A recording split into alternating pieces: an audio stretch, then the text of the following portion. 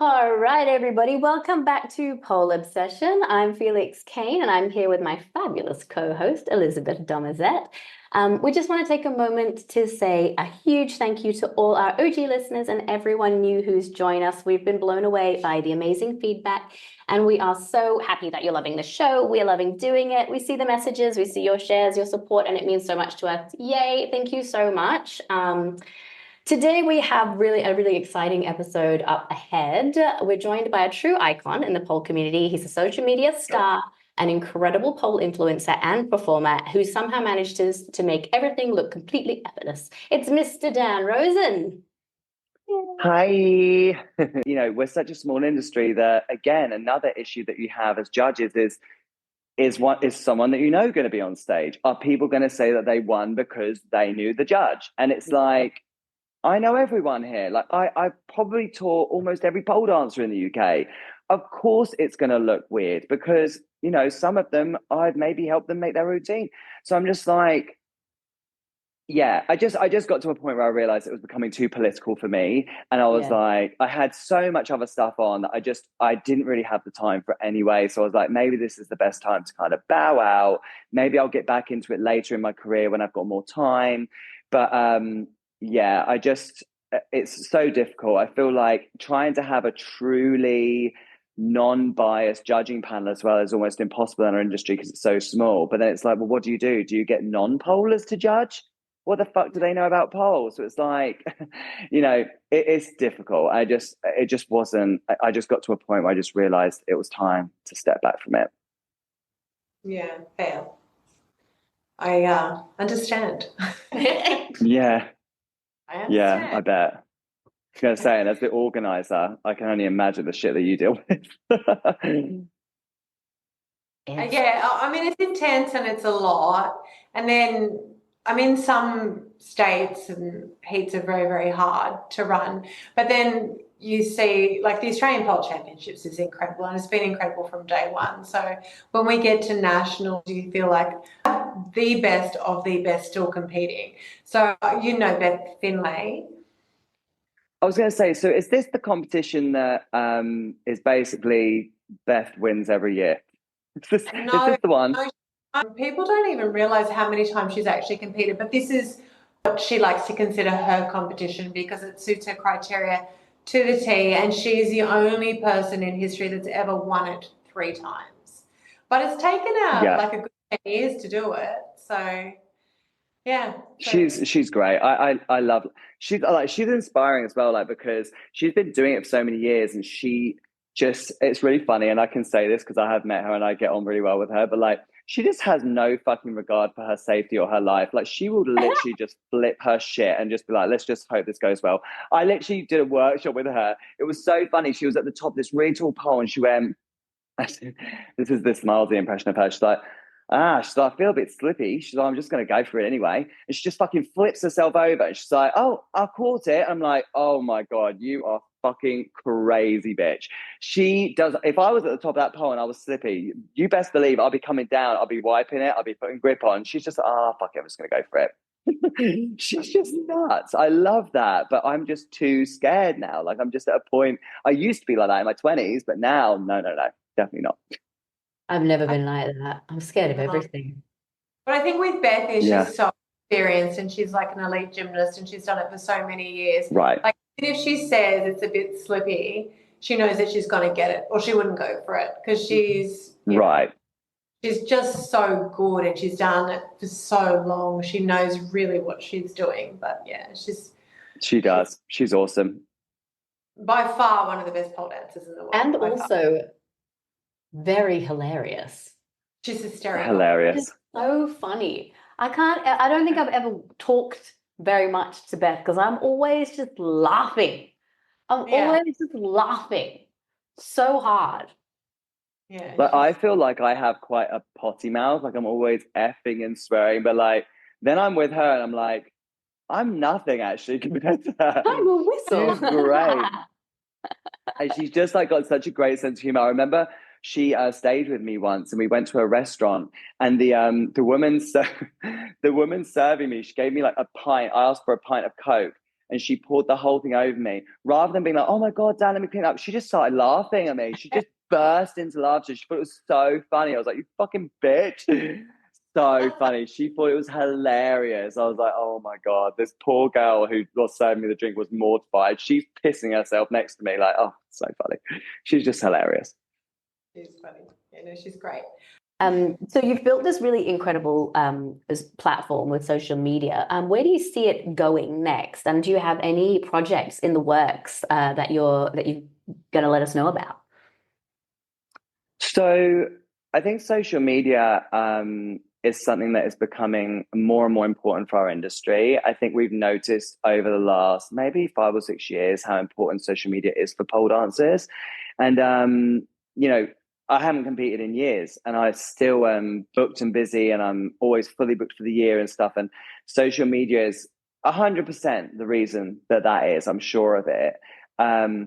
Because I don't compete. So I know it can't have been from that.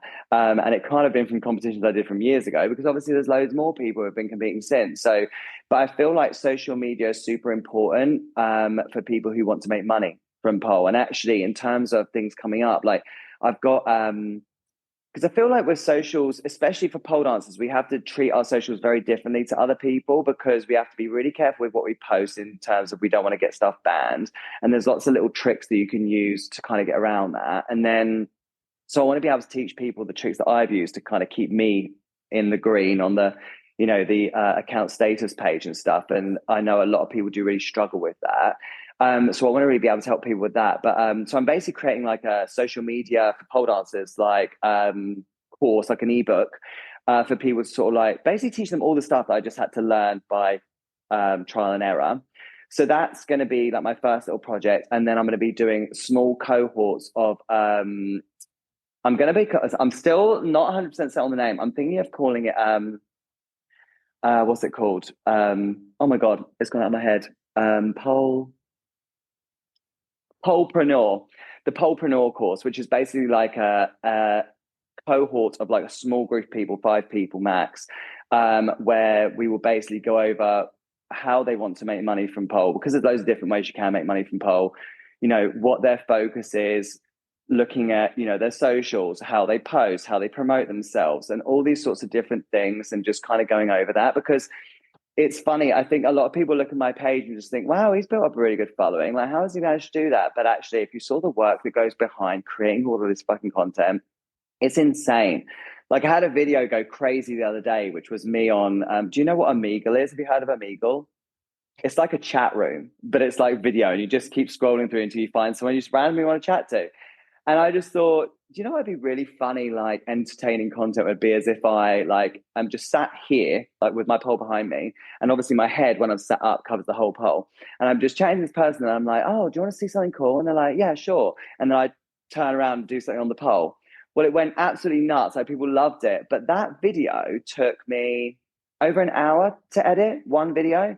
It just took ages to edit because of the way that I had to record it and all of the equipment that I needed to be able to record it and stuff. It's not easy. Like, the content that we consume online, people just do not realize how much actual work goes into it. And I did like a free test run of it with 5 people to just see how it went. It went really, really well. Like, one of the girls doubled her following and ended up like with over, I mean, she's got like over 6,000 followers now. She had hardly anything when we started.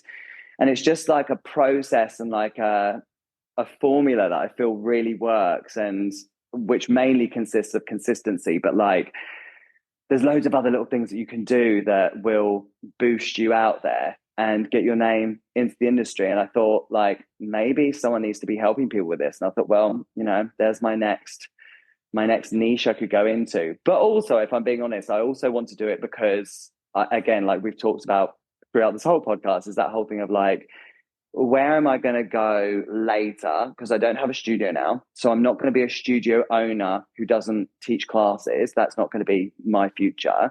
So what could I do that's not going to require my body? And I thought, well, actually, social media is something I'm super passionate about. I love running my social media pages and creating content. Maybe I can help other people with theirs. So yeah, so that's kind of the direction I'm going later this year. And I'm really excited for that, just to help other people, because there's so many, you've probably seen it, like so many pole dancers that you come across and you click on their page, you're like, whoa, this pole dancer is insane. Then you click on their page and you're like, 1,000 followers. You're like, what? Like, why? Why is this person like, this person is insane? And yeah, so I just thought like I'd love to be able to teach people like that how to really harness that talent into money. Well, That that's is what it is. awesome. Yeah, I think it's fantastic. Like once you're getting a really good following, you can make money. So I think Right.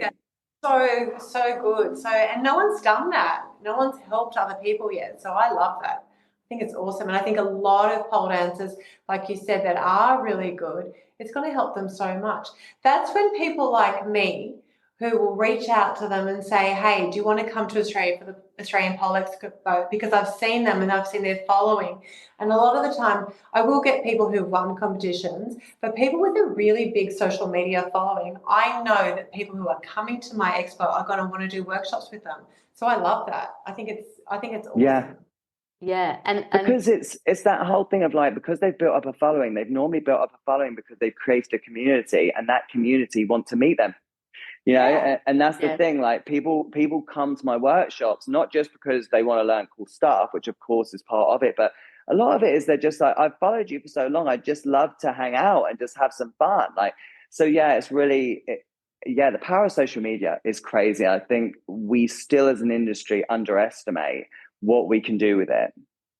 Yeah, I agree. yeah, I think also coming because you are very good at it and you've had such great success over the years. So I think that like, yeah, Thank you. you're welcome. You're very welcome. I think that would be such an awesome opportunity for people to learn from you, not just like the pole stuff, but how your mind works, how you apply it to social media, and yeah, how you get the results that you get. So that's super exciting. Sign me up.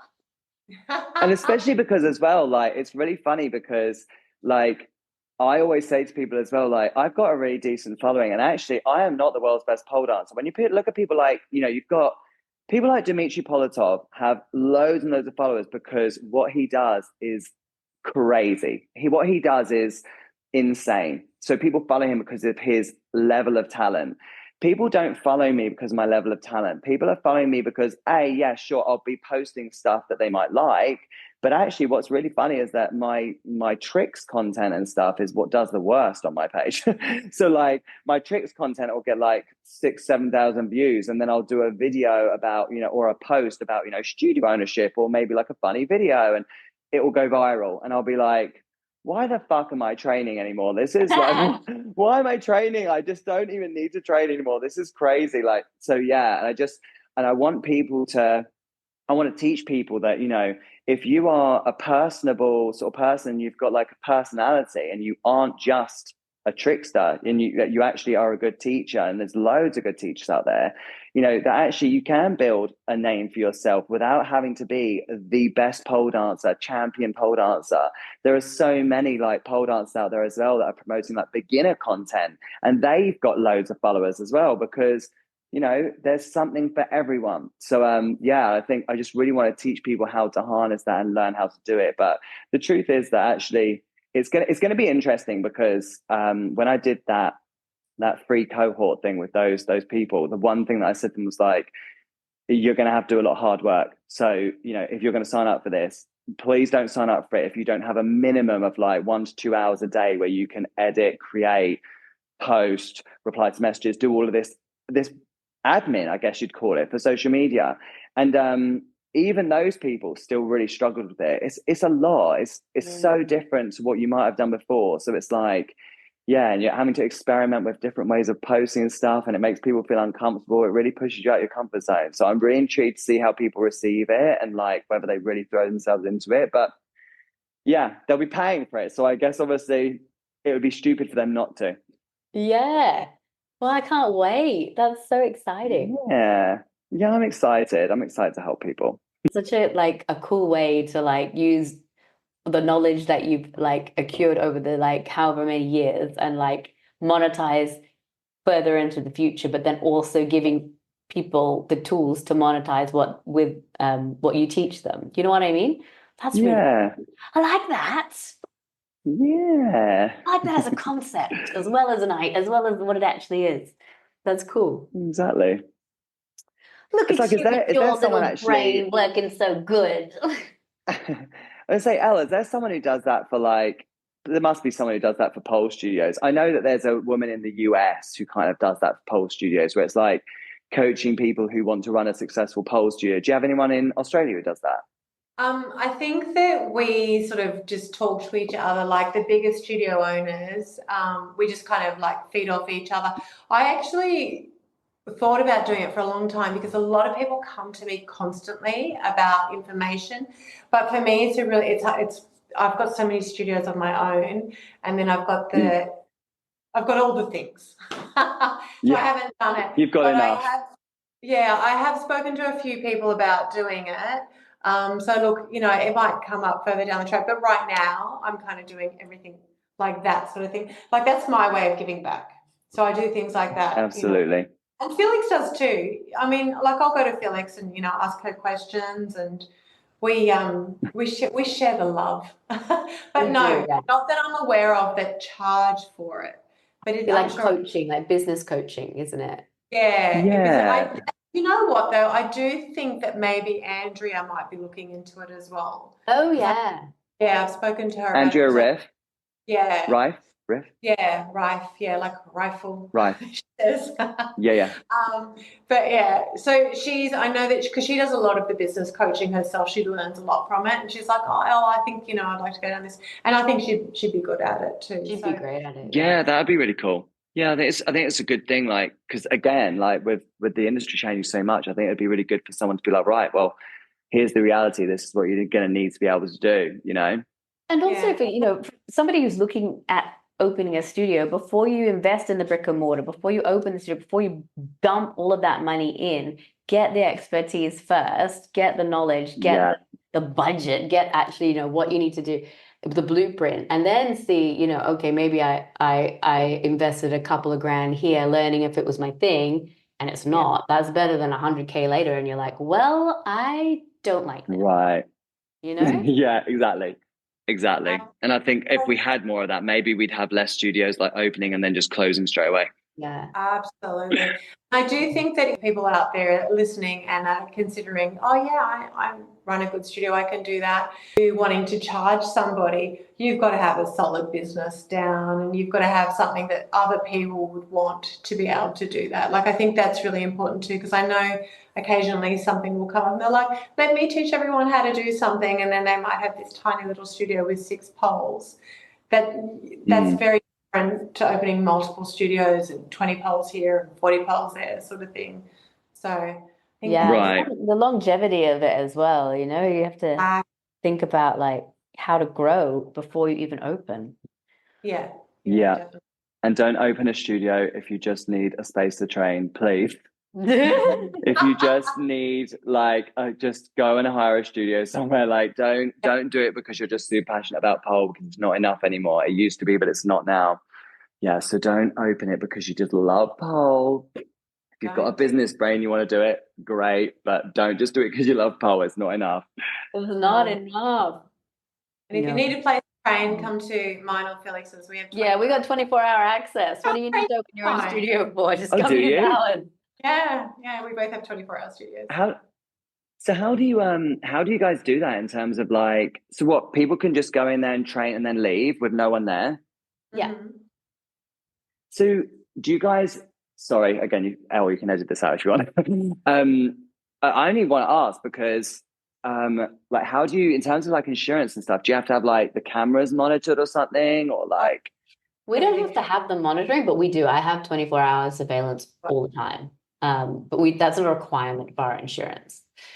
Okay.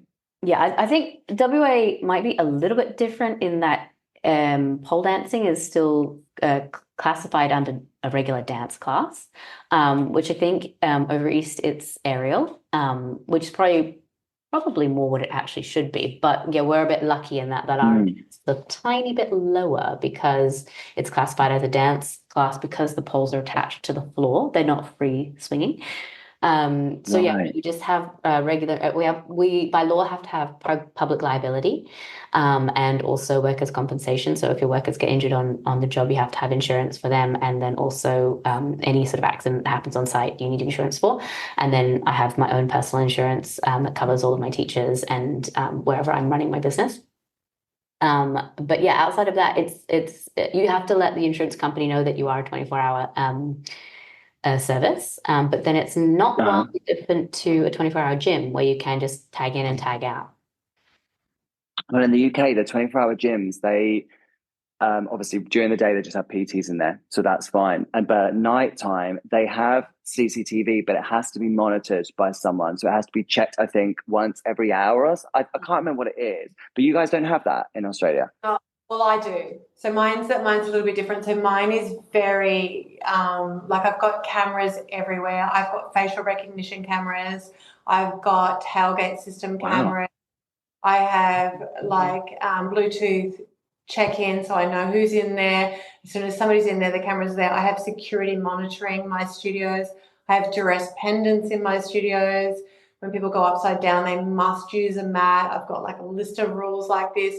So mine is like highly security monitored. And then the security company checks in every half an hour on mine, and I can see who's going in and out of my studio as well. So we've got a duty of care.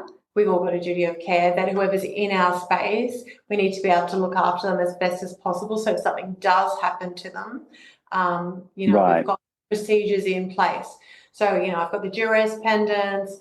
We have like an app on everybody's phone that they just Did you say a duress what? Sorry. pendant. So you'll find 24-hour gyms have a duress pendant or The panic button. a panic button. Yeah. So Oh, sorry, panic button. Yeah.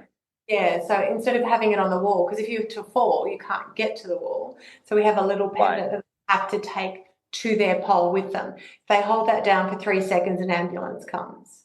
So it calls an ambulance. And then we've got apps on everyone's phone that it shows the exact longitude and latitude of them. So if they fall and they can't speak and they can push the button, the police or ambulance will Oh come my to it. God. I've installed This is amazing. Yeah, so I've installed all of that in my studio, so they're super, super secure. And like I know that I've done everything I can. And like Felix said, we've got public liability, which is a $20 million cover that we have to have. So all of those sorts of things. And when I opened it, I was very, very conscious of making sure that I would feel okay that I've done everything I can if somebody was to fall. So, and I know Absolutely. Yeah. as well. Mm. Yeah. Yeah. But Oh, that's really carefully cool. for our studio because there's like huge expenses just in the cameras and the security The monitoring. setup is expensive, yeah. The Yeah. setup is expensive. Yeah. Yeah. But then at the same time, Yeah. then your studio makes you money when you don't have any classes in it, so you don't have to pay anyone to be there, and it makes you money.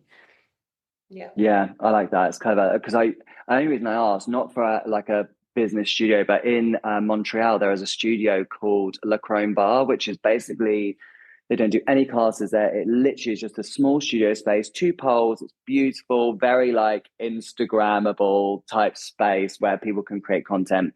And yeah, you just go online, you fill in your waiver, you pay, and then they send you a code at the door. You put the code in the door, you go in, you have to clean up after yourself and stuff, and then you leave. That's it. I was like, wow, we don't have anything like that here. And I thought that's actually quite a good little business idea. But then I was like, I don't know how it'd work here with like insurances and stuff. And I think, like you said, Elle, I think we would have to have the monitoring. But again, it's trying to work out how much that is. And, it's that, yeah, trying to work out the costs of it. But again, not something I can do at the moment. It'd have to be like Yeah. a passion project for later down the line. But yeah, I was just intrigued. She'd said about that. I was like, okay. You I don't just see think them very often. brick and mortar is so expensive right now to just be like in a space. It's so expensive right now, and our taxes are Crazy. ridiculous. Like, Mm-hmm. Nuts. Yeah. it's like, But it's nice to be able to offer that space to competitors, to pole dancers, to people who want to train. It's such a cool thing. I wish I had that when I was going up the levels. Yeah. Well, this, I Oh mean, my this is God, part of same. the reason I started 24 hours was because I was like, I want people to be able to get good at pole dancing without having to sell a kidney. Do you know what Yeah. I mean? Yeah, Like, and because it's good for our industry. We have the better pole dancers we have, the better it is for our industry, right? But how are they going to get good if they can't practice? Yeah, right. exactly right. Yeah. Do you allow Very good. people to teach in those hours? No. No, I don't. No. Like for probably the same reasons as you, Ella, is that my studio, my standards. So if you're coming to Polaris to learn, like I have a standard that is here that I wouldn't want anybody that I don't know what their standard of teaching is teaching either unsafely, not the correct technique, whatever. I can't control that.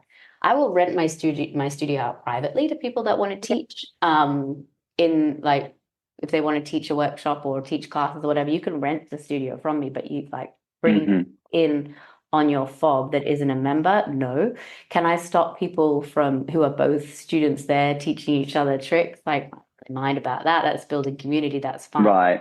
It's a difference between that and like you as the instructor setting up and bringing people in, which no, and the 24-hour access is very clearly in my rules and regulations and waivers that you sign that you can't do that. You can't bring anybody else in and you can't charge people to come in on that membership.